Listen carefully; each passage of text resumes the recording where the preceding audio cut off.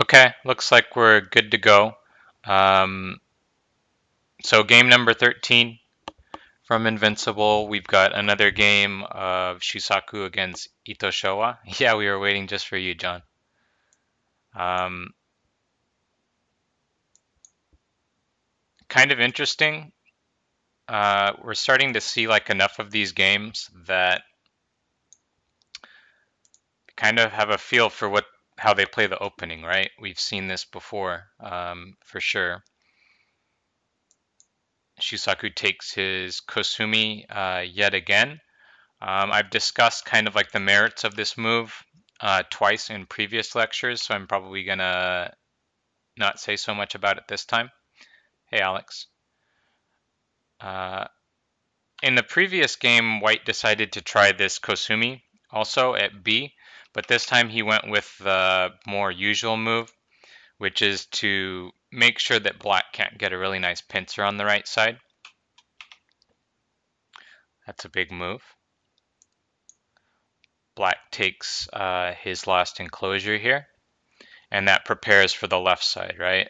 And White has an unfinished corner as well, so he finishes that off, also neutralizes Black's possibilities on the left side a bit. Anyone want to guess where Black plays next? Kind of easy if you've been paying attention. There's a certain move that they always seem to play back then. Yeah, they always make this exchange, which we've sort of discussed before. I'm kind of questioning whether or not this is a good idea, but they seem to believe that it was good. I think maybe Black should decide if he wants to do some sort of pincer later. Um, but this was really common back then. And as I mentioned in a previous lecture, Black can still turn this into a pincer later if he really, really wants to.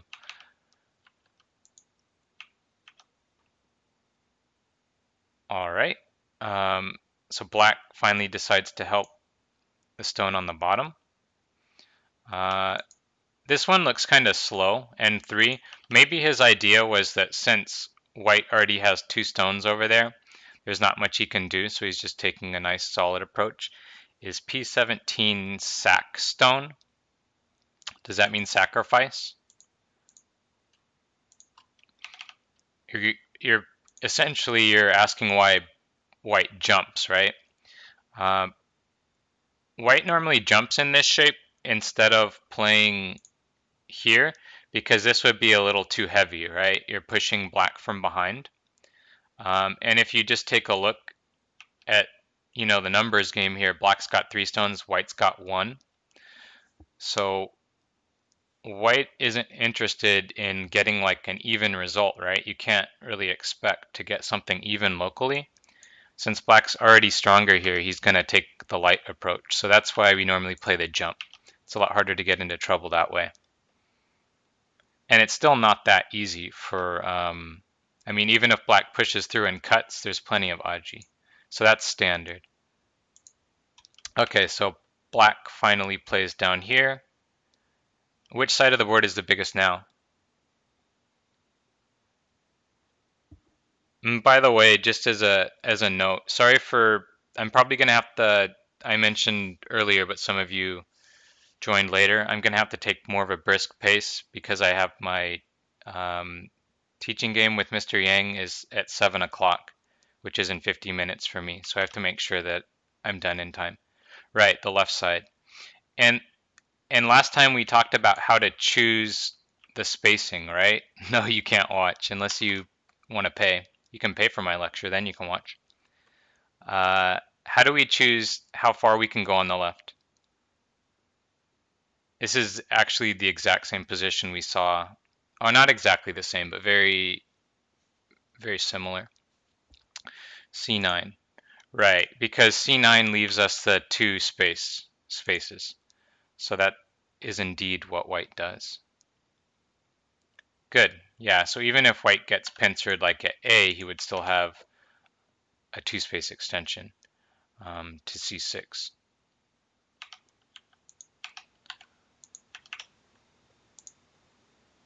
Okay. Um, black jumps in on the right hand side. This looks pretty interesting, right? White's going to help this stone first.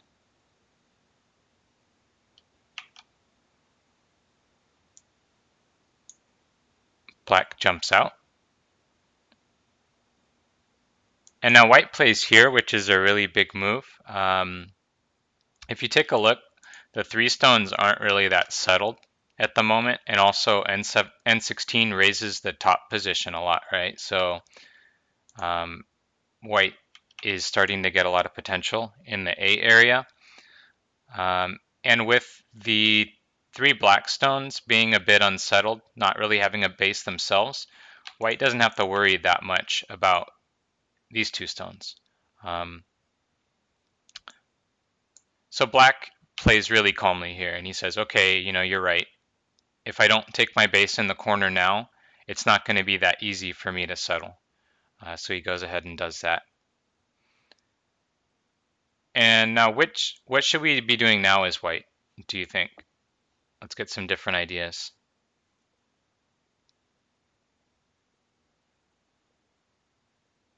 Help R5, that sounds like a good idea to me. Strengthen the right hand side. Okay, so Grooviest, I think, is saying help the 2 stones. There could be some merit to that as well, right? Because the 2 stones are a group, and A is only 1 stone. Grow the top. Okay, Merrick just wants to grow the top, so he's thinking big area. He's not concerned about any sort of weaknesses. G3 first. Yeah, so Ruckus was just talking about how he's a greedy player. And so is white, I guess. He takes a really aggressive approach here and does this. So the 2 stones are pretty fine for now. The A stone, on the other hand, is pretty weak, right? But it's in a 4 against 1 situation. How much can you really do in a 4-on-1 situation? However, if white wants to settle that stone, he can use a bunch of forcing moves over here.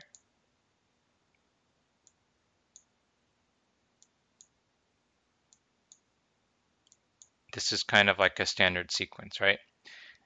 And maybe he's worried about black getting this move and the bottom being really nice. That's what the commentary in the book showed. This was a variation that maybe white doesn't like this. I think white's fine though. So maybe he should take care of that stone, but he starts something else instead, which is pretty interesting to me. Now, do you think black's going to actually respond to this? E15 looks nice.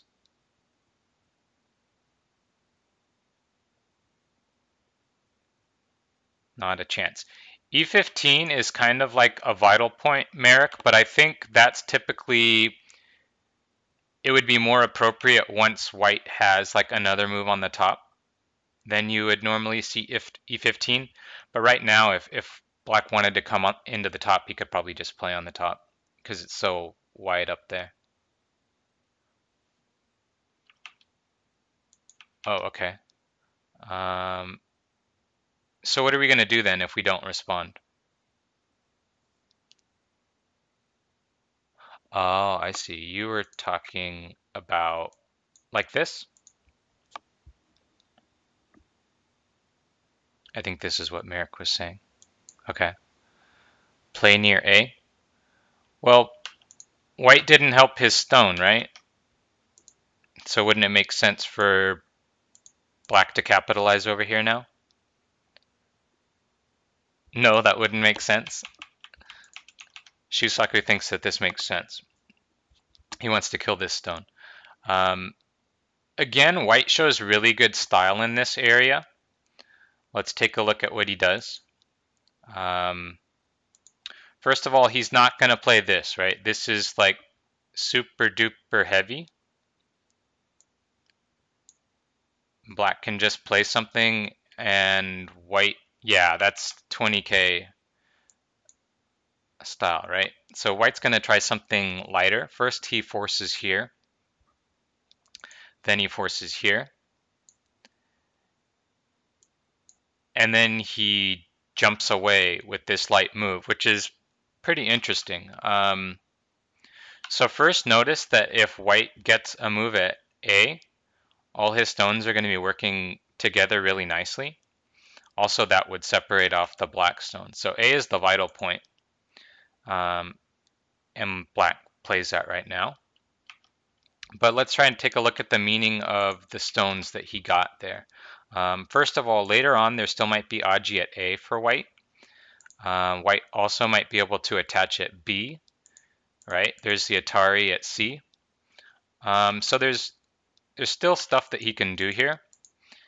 And in particular, I always make so many marks. Let's take a look.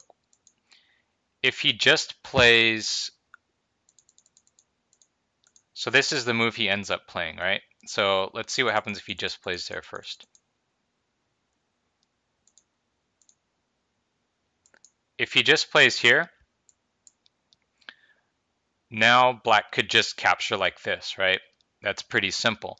So the meaning of this move is to give him the Q4, right? He's going to have the Q4 Atari. And also notice that since white got S4, there's no connection under. So potentially if something happens, the black stones wouldn't have a connection under. So even though black is way stronger here, white's doing as much as he can to get the Aji. I thought that was a pretty nice sequence. Okay, let's see, where are we now? P5 now. No, he's not going to continue in that area right now, Ruckus, because black is much stronger there, right? So he's going to wait until later. He actually just plays on the top. And as we've discussed in the past, they kind of just always played on the third line back then. Maybe this would be more modern style, right? Because D17 is low, so we want to get a stone, higher. I would have D3 since black didn't answer. Yeah, D3 is pretty good too, and we're going to see that really, really soon. Black actually plays a super solid move next. One of the commentators thought that maybe it's too slow. He actually plays this tiger's mouth and just gets rid of all the Aji. And what that pro recommended was to do this and attack. I can't say too much about this. Maybe Yellow Bell would have an opinion on this. To me, this doesn't look that good, but it's hard for me to question it. You know, if a pro suggested it. You agree with it? Okay. Maybe we can hear some insights from Bell. N6 G3 group.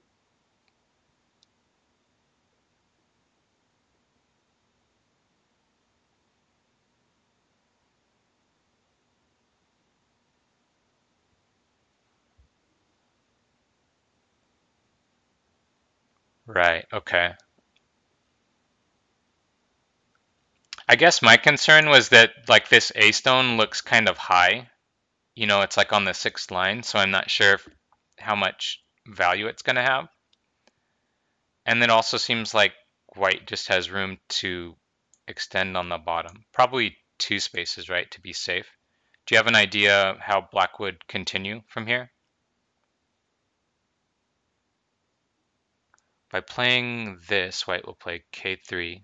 Okay, yeah, that's what I put. Not a clue. But white, there's like 2 targets, I guess, right?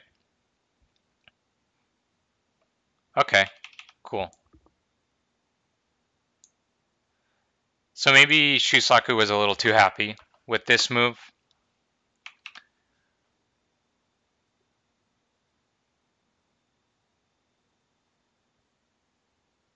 Okay, cool. Thanks.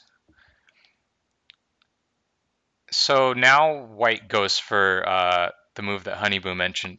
Since black didn't answer, he gets to do this, which is pretty big. You hate this move? Black's going to go to separate first. but now he has to connect. So let's look at some of the variations that could happen. If black tries to do this, white will just connect, right? And now we see that there's two weaknesses, and this is going to be a fight that requires a bit more reading because white's going to push and cut. And now if you really want to try and kill white, you can try to play here, but there's some complications. There's a ladder here. Okay, white has 3 liberties, but Sente, Sente, Sente. And this looks pretty risky, but the problem is this ladder doesn't work for black. So black would not be able to play that way, meaning not be able to play this move.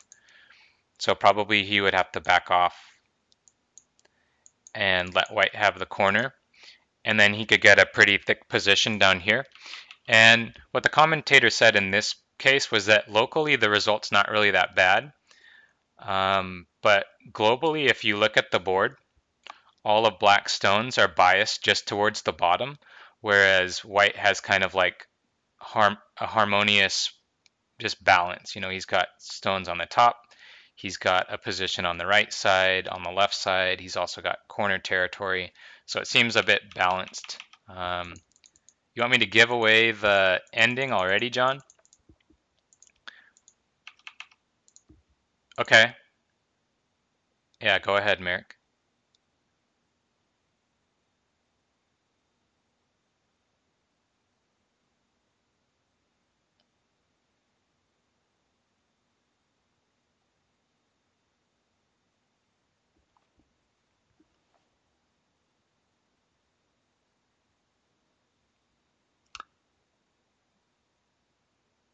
Oh, that was part of the commentary.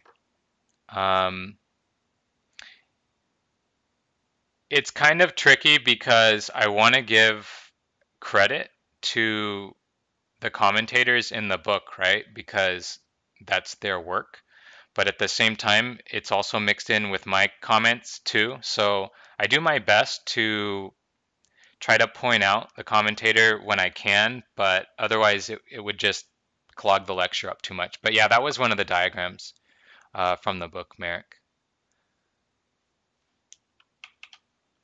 Okay, so white connects here, which is nice, right? Because he's helping the A stone. He's also protecting against the B cut. It's kind of basic, but for weaker players, it's something you can think about. Black's going to take his free Atari and extend.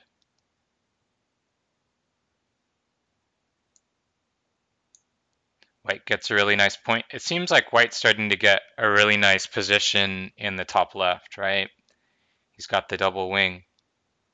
All I see is 4-dan versus 6-dan. Yeah, I've mentioned in the past that the ranks at that time don't really mean that much. The way they got promoted was a lot of it was kind of like politics, right? They wouldn't just rank you up if you were really strong. You kind of had to wait anyway. So we saw games where Shusaku was 1-dan, where he was playing ridiculously strong. There's like no way he was 1-dan. He was probably 9-dan, like KGS, right? But that's just how it was back then. Black actually doesn't do something about the top yet. He decides to pincer on the bottom. He was sandbagging. But white, in turn, ignores black. Gets some forcing moves up here.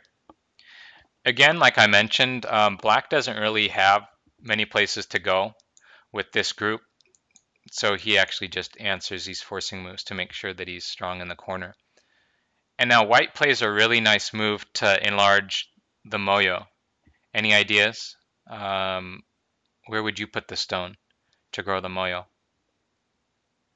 N13. Okay. I kind of like N13. It looks like you're making the top really big and you're also stretching out a helping hand to the right hand side. That's pretty cool. Peter says K10 because it's on a star point. That automatically worth extra points if it's on a dot. J15. Okay, that looks pretty standard. J12.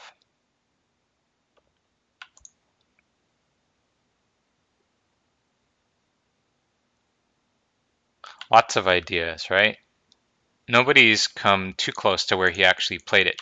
I think if I tell you, if I give you a hint, though, you'll find his move. He plays a move that relates with these two stones. So he tries to make the relation between these two stones good. Yeah, now you got it. H13. He plays here. Um, Ruckus's move I really like because it, like I said, it can help the group on the right hand side. But for the Moyo, it's much more open, right? But maybe it's still possible too. He kind of played it a little tighter, but maybe he's sure of more points this way. Too easy. N13 is a greedy Moyo. Yeah, so the commentary was that the game is interesting for white now, which essentially I think means that, white is doing pretty well here. Again, Shusaku doesn't do anything about that area. He tries to follow up his attack here first.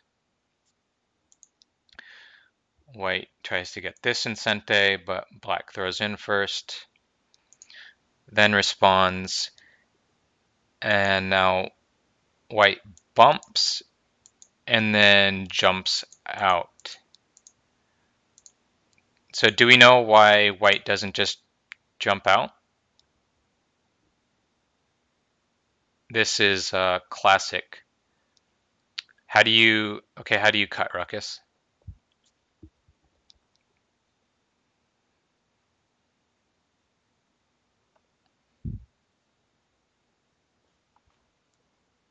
You don't know? Someone has to know this. This is like really, really common. I know Yellow Bell knows this, obviously, but she wants to give you guys a chance. F2, F3, E1, Atari. G4, okay, G4. And now?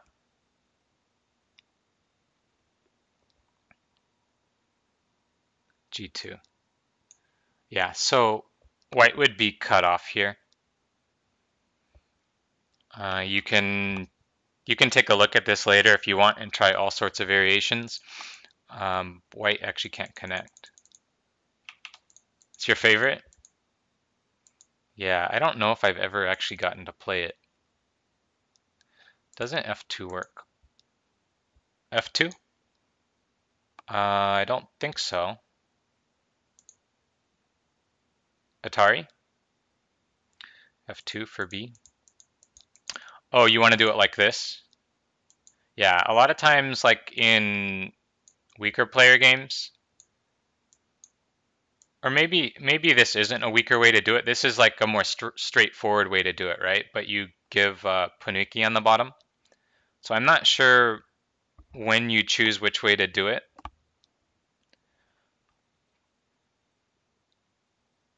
Different but not weaker. Depends on the position. Okay, that's sort of what I was thinking.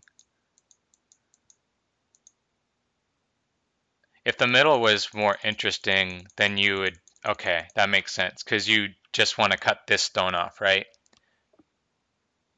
Yeah, if the bottom's interesting, you don't want to do it like this because you just helped white live. That makes sense, cool.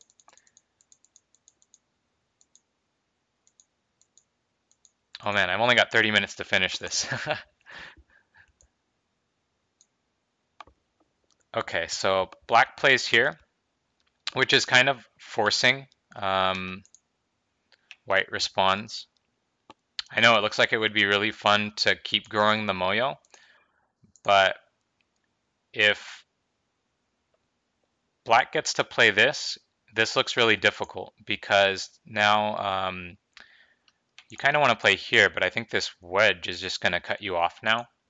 J2 is in a really nice spot. So white plays nice and strong and just takes care of his stones here. And now black's going to try and deal with the moyo. He starts here, just pretty much standard.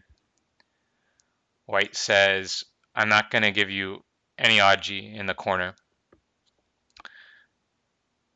And then black attaches here. This type of thing would just be a little too crazy at this point when white has so much help outside, because he can just do this sort of thing and good luck finding a way to live with that.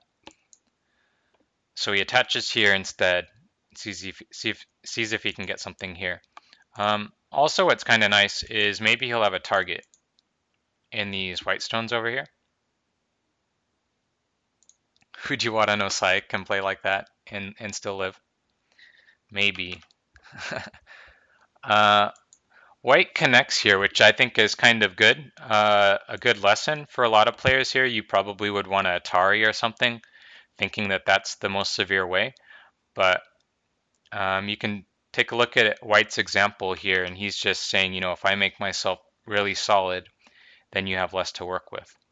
And often that's the best way to attack. Black also shows us really nice light play in this area.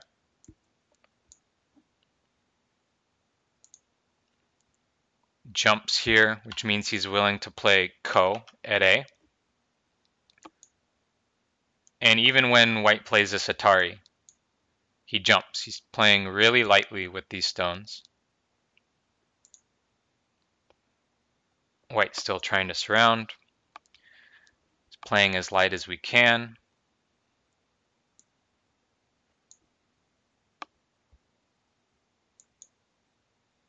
Okay, and here's where the giant Ko starts. And kind of the turning point of the game is this Ko threat right here, because white decides,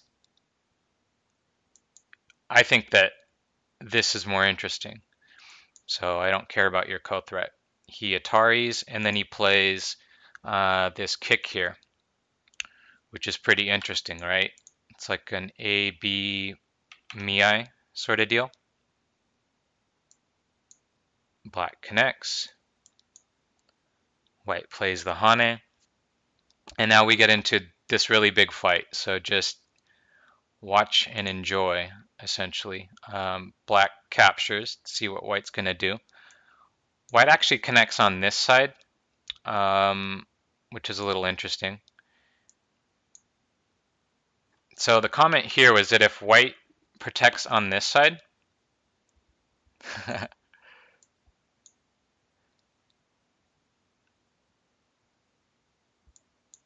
there's going to be a cut over here.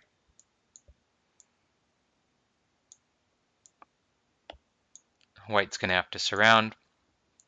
Black can play here. And so what they said in the book was that most likely A versus B is going to be a Seki, but there's a cut. Black can cut at the marked spot, so maybe it's a little trickier for white, and white doesn't feel too confident about following this path. What was the capture for? Which capture? This one?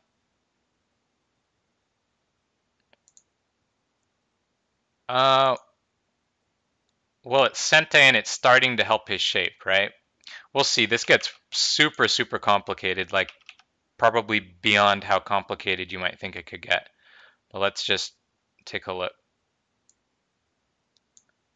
So that means he gets to have this one, right? And now there's weaknesses. And now he tries to come out. How do we answer this sort of thing? What's the shape here? H10. Good. Nice and loose. This is also a good lesson for weaker Q players. You know, they might, I mean, as funny as it sounds, they might push from A or push from B, which just completely loses control. They might play a net that's way too tight. Yeah, like So Alex, your suggestion here, this is too tight. What I mean by that is black has a whole bunch of liberties, so you don't want to get right up in his face. You want to play something a little looser. And with this, you've only got like one cut. If you play like this, there's a bunch of cuts everywhere. So this is kind of an important lesson. When you're trying to surround and your opponent doesn't have a liberty weakness, you need to play a little soft. Otherwise, you could get into trouble. Okay, so for now, black is surrounded. So he tries to see what Aji he can get on top. White says, nope, can't have that. And now black plays like this crazy Tessagi here. It's kind of a cool move. Again, he's just fishing for Aji. If white tries to do this sort of thing, it's not going to work. This is black's plan. It looks like a Jack Suji, but it's backed up by really good reading, in this case, Jack. That's the difference. So there's a ladder here, and that's why white has to be really careful how he answers. There's actually, unfortunately, I don't have time to show it, but there's actually a Joseki that has a Tessagi really simple or really similar to this. So it kind of, and that's what this move reminded me of when I saw it. I thought, oh, that's like that Joseki. That's kind of interesting. Yeah, so he just plays here, and now he cuts, and it's getting really complicated, right? Easiest way for white would just be to win this ko, so might as well capture first. Black, of course, has ko threats. He can try to come out. White's not going to let him do that. Take the ko again. White has to protect his Aji. Now black can start doing Aji over here, right? The A stone has a liberty problem, and the 3 stones can potentially be cut off. So he keeps making these threats. Yep, that's right. That's good shape instinct. White just has to back off and keep the liberty strong. That gives white this move though, or black this move. But that's okay, we can take the ko. This is kind of a crazy ko threat that I would have thought is like, okay, that's a fake threat, come on. But it's actually real. So he's got to answer that. If he doesn't, black can cut here. And you may be thinking, well, that's obviously just like a ladder or a net. And you're right, it is a ladder. But the problem is on this side. Now you're not going to be able to handle this, right? So A, B, me, I. So it's a real ko threat. White has to answer it. So black gets to capture this, and now these 3 stones are our main concern, of course. So we've got to come out with those guys. But now these 4 stones are getting kind of in trouble. So let's try to attack those. But we can take the ko again. Let's see, where are we now? All right, that's a ko threat. Obviously, white has to help these guys now. I know this looks like really, really nasty, like white has so many weaknesses, how can this possibly work? But actually at this point, black starts to realize that none of it is quite working, right? It's like 99%, it's about to do something, but he's not able to make anything happen. So he starts playing kind of, this was called kind of like desperation almost. So he plays here, white captures to get rid of as much of the Aji as he can.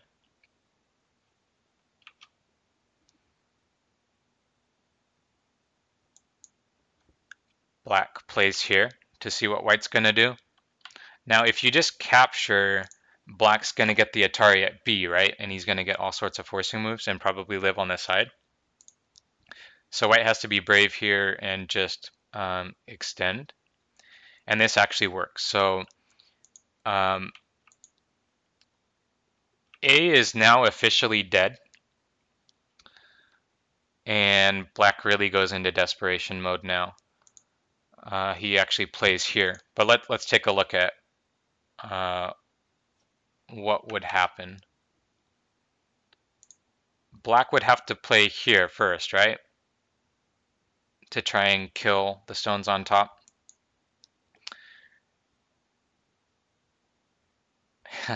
You like that, huh, Megan? And let's see what would happen here. Black can get a ko by throwing in. But what's the problem with this ko? Oh, Yoyama's here. Andy's here. This is his favorite. Yeah, it's a double ko. White can just take this one. So there's two ko's, so that means black is essentially hosed. There's nothing he can do about it. So he realizes that now, and he goes for this desperation strategy, where he just plays Atari, Atari, Atari, push. And notice what he's getting down here. Murderous rabbit? Don't you mean duck? Where did rabbit come from? You said rabbit. Oh, that's pretty good. I probably just like killed some of your ears with that laughter. Sorry. Let me click a couple more moves here, and then I'm gonna ask a question, which I think is kind of interesting. Okay, so black killed all the stuff on the bottom. There's something really insightful here. I know, I haven't watched it. So what on the bottom is unsettling for black? What's the problem with this result? Okay, and what about that, Acons?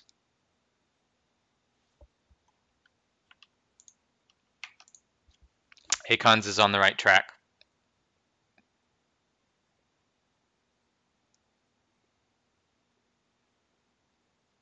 Okay, maybe not on the right track. So the reason this is sad for black is the A co-threat he played earlier is pointless now. Even if you got rid of that A move, white would still be dead. So he wasted a whole move. So essentially, white's gamble when he ignored A has been proven to be a really good choice. Yeah, it's paid off. It doesn't happen to Shusaku often, but it did in this case. Yeah, he's got a wasted stone here. And these guys, you can't waste a stone or you're definitely going to lose. So this game actually doesn't go that much longer. Let's just take a look at what happens here. White runs away with this stone a bit. Black wants to keep his territory. White gets some forcing moves here. Actually gets to save these guys in Sente too. And now gets this, which is just incredibly large. Like if you imagine black can play here because of like the Aji in this area, right? So this is a really, really big endgame that white gets to have. Black tries a little more here. He says, okay, I can get this one, that one, this one. But when white plays here, essentially just, making this group really strong, Shusaku throws in the towel and resigns at this point. The top left is too big, and white got the really good Yosei move at B8. So yeah, I know Megan the other day was asking if Shusaku ever lost. We've actually seen a couple losses already, even when Shusaku was taking handicap, but yeah, this is another loss. Wasn't he invincible? I've been lied to. We've seen 2 losses so far, Ruckus. 3 including this one, maybe. I know we definitely saw a game where Showa gave him 2 stones and won convincingly. That was like the second game. We've also seen him lose some other games. So yeah, there's losses thrown in the mix. His Invincible title, Akon's, actually comes from his record in the castle games. So in the Edo period, the important games were the castle games. Okay, maybe other people don't though. So the castle games were like the most important games, and he was 19-0 in those. He played 19 times and won 19 times, and no one else came even close to a record anything near that. So that's kind of where he got his Invincible title from. Okay, cool. Luckily this game was short, so I've got time to spare. So on Saturday, the next lecture is going to be his encounter with Genan Inseki, the guy that wanted to become Meijin, but kind of got thwarted a bit. The first game he played with him is a 2-stone handicap, and we'll see how that goes. That'll be Saturday, and then that means that the following Saturday will be the ear reddening game. So that came quicker than we thought. Oh yeah, John wants me to mention that we haven't really been getting any donations in the study group queue room, and we really do need those to like support the prizes and stuff for the tournament winners. So if you can donate, that would really help, even if it's like $1 or $5, something like that. I've volunteered that anyone who donates $5 or more, I'm willing to review 3 of your games.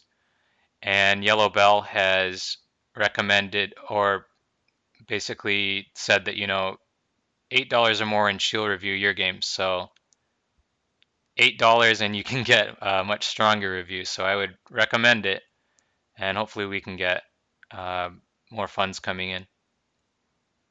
Okay, that would be great, Merrick. Set it up with John. And I'll see everyone on Saturday. Thanks, guys. See you later.